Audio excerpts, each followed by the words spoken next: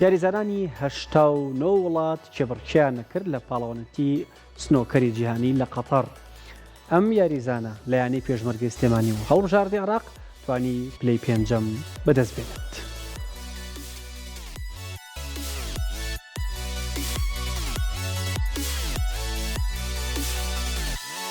لە شاری دەوحەی پایتەختی قەتەر پاڵەوانەتی سنۆکەری جیهان بە بەشداری 89 وڵات لە ماوەی ڕۆژانی 14 تا 25 یانزە بەڕێوە چوو. لە پاڵەوانێتەکەدا هەڵبژاردنی عێراق بە 3 یاریزان بەشداری کردو لە نێویاندا کارتنی هەڵبژاردەکە یاریزان سەدرەدین حەسیب سەدرەدین بوو. ئەمە و لە دوای ئەوەی لەسەر ئاستی تیم هەردوو یاریزانی هەڵبژاردنی عێراق فیرزا کامیل و ئەیهاب ئەنوەر لە خولی 32 قۆناغی یەکەم ماڵاواییان کرد. لەسەر ئاستی تاک کارتنی هەڵبژاردەکە و یاریزانی یانەی پێشمەرگەی سلێمانی سەدرەدین حەسیب توانی لە کۆی 6 یاری بە 4 سەرکەوتن پلەی پێنجەمی ڕێزبەندی یاریزانانی ڕکابەری دەستەبەرکە.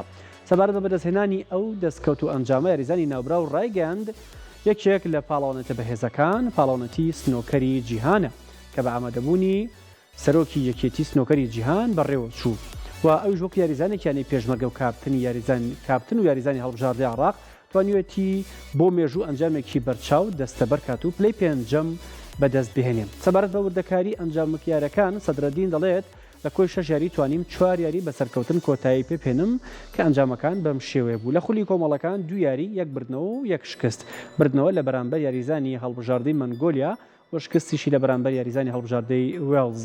خولی 48 یاریەکان بردنەوە بە ئەنجامی 4 یاری یەکلایەنە لە بەرامبەر یاریزانانی خاوەن پلەی یەکەمی وڵاتی ئێرلەندا و گەیشتن بە خولی 32. لەو قۆناغەدا بردنەوە بە ئەنجامی 4-2 لە بەرامبەر یاریزانی خاوەن پلەی یەکەمی وڵاتی قەتەر و سەرکەوتن بەسەر خاوەن پلەی یەکەمی وڵاتی میسر بە ئەنجامی 4 یاری بێوەڵام. ئەمە و بەهۆی بەهێزبوونی یاریەکان لە قۆناغی 8 4-0 لە بەرامبەر یاریزانی هەڵبژاردنی هیندستان تووشی شکست هاتوو. بەو ئەنجامەش پلەی پێنجەمی ڕێزبەندی یاریزانانی جیهانی بەدەستهێناوە. سەدرەدین حەسیب دەڵێ بەهۆی ئەوەی توانیم لە یاریەکانم بە ئەنجامی 4-0 و 4-2 براوە بوو. یاریزانانی ڕکابرم ئەنجامی 4-3 یاریان زۆر بوو هەر بۆیە پلەی پێنجەمی ڕێزبەندیم بەدەست هێناو بۆ مێژوو ئەو ئەنجامە لە سەر تەختی شانۆی سنۆکەری عێراق نووسرایەوە.